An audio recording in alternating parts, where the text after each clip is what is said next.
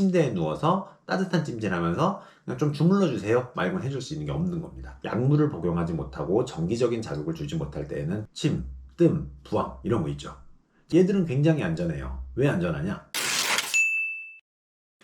안녕하세요, 정다돈 김박사입니다. 여러분, 오늘은 임신 요통에 대해서 알아볼 겁니다. 한 번쯤은 겪어보셨을만 해요. 임신을 하고 있는 상태인데 허리가 아픈 거죠. 겪어보셨죠? 임신 요통. 네. 꼼짝도 못했잖아요. 멈췄지. 그렇죠. 이렇게 딱 네. 살려줘 그랬잖아요. 맞아요. 임신 중에 요통을 겪게 되면 굉장히 당황하게 됩니다. 왜 당황하냐? 약을 먹기도 뭐하고 물리치료를 받기도 뭐하고 뭘 하기 뭐 굉장히 좀 애매하거든요. 왜? 뱃속에 있는 태아 때문에. 그래서 오늘은 임신 요통이 도대체 왜 생기는 거고 임신 요통에 대한 적절한 치료법이 무엇이 있는지 한번 알아보도록 하겠습니다. 첫 번째 이야기입니다. 자, 임신 중에 요통은 도대체 왜 생기는 걸까요? 첫 번째 이유는 임신 중에 늘어나는 체중 때문입니다. 자, 임신하면 체중이 천천히 왜 웃죠? 제가 지금 살쪄서 다쳤다는 건가요? 아닙니다. 자, 그래서 자, 첫 번째는 임신으로 인한 체중 증가 때문입니다. 체중이 보통 임신 중에 10에서 13kg 정도가 평균적으로 늘어나게 되는데요.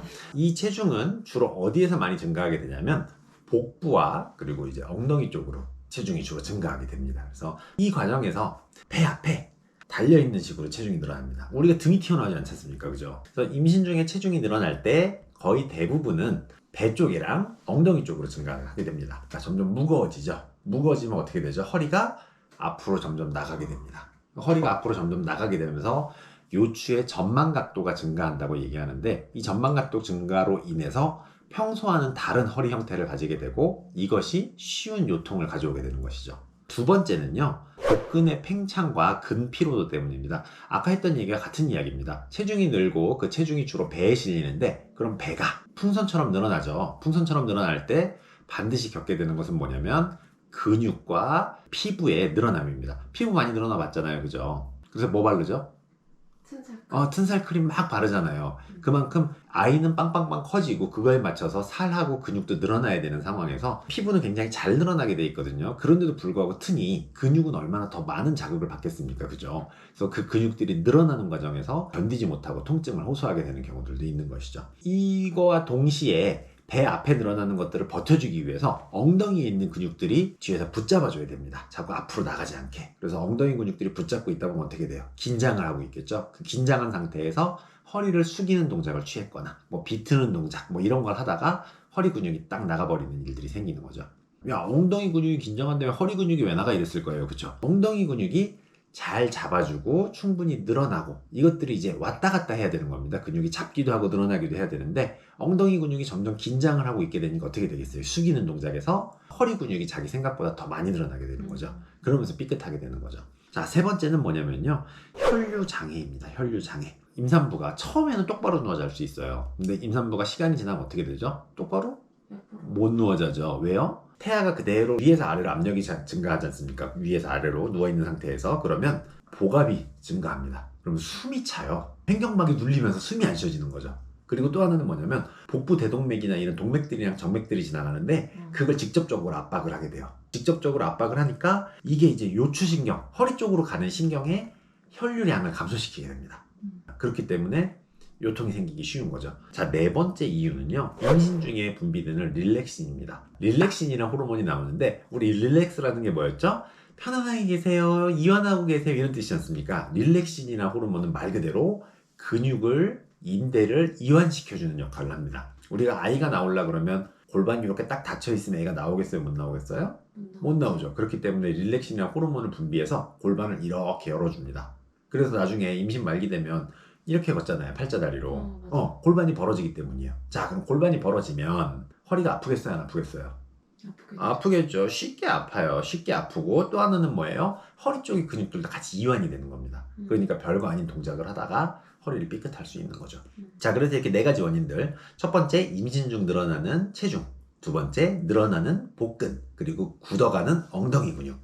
세 번째는 혈류장애. 네 번째는 뭐였죠? 임신 중에 분비되는 릴렉신이란 호르몬 때문인 겁니다. 자, 그러면 치료를 해야 될 거 아닙니다. 일단 아팠는데 치료를 과연 어떻게 할까요? 양방에서는 실질적으로 해줄 수 있는 게 없습니다. 먹을 수 있는 약물도 없고, 왜냐면 대부분의 약물들이 태아에게 좋지 않은 영향을 미칠 가능성이 높기 때문에 허리 아프니까 나 진통제 먹어야지 하시는 분들 많지 않을 거예요. 그쵸? 자, 그래서 약물은 보통 선택하지 않고요. 자, 두 번째, 주사 맞겠어요? 안 맞. 안 맞죠. 절대 안 맞아요. 그렇기 때문에 할 수 있는 게 없어요. 그래서 보통 뭘 권하게 되냐면 병원에서는 침대에 그냥 누워 쉬세요. 나을 때까지요.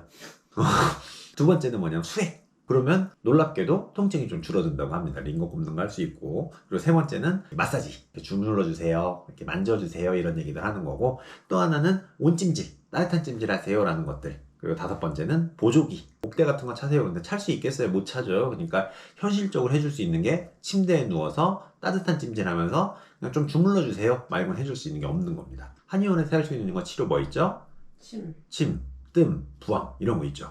얘들은 굉장히 안전해요. 왜 안전하냐? 하나 빼먹은 게 있는데 물리치료 안 하잖아요. 왜 안 하죠? 전기 자극이 들어갔을 때 태아한테 어떤 영향을 미칠지 모르고 그 전기 자극이 혹시 근육을 세게 수축시켜가지고 해동이 심해지거나 불안이 올 수 있는 것 때문에 안 하는 거거든요. 그런데 놀랍게도 침치료, 부항치료, 뜸치료들은 임신 중에 할 수 있는 굉장히 안전한 치료의 순위권에 들어가는 굉장히 최상위권에 들어있는 치료입니다.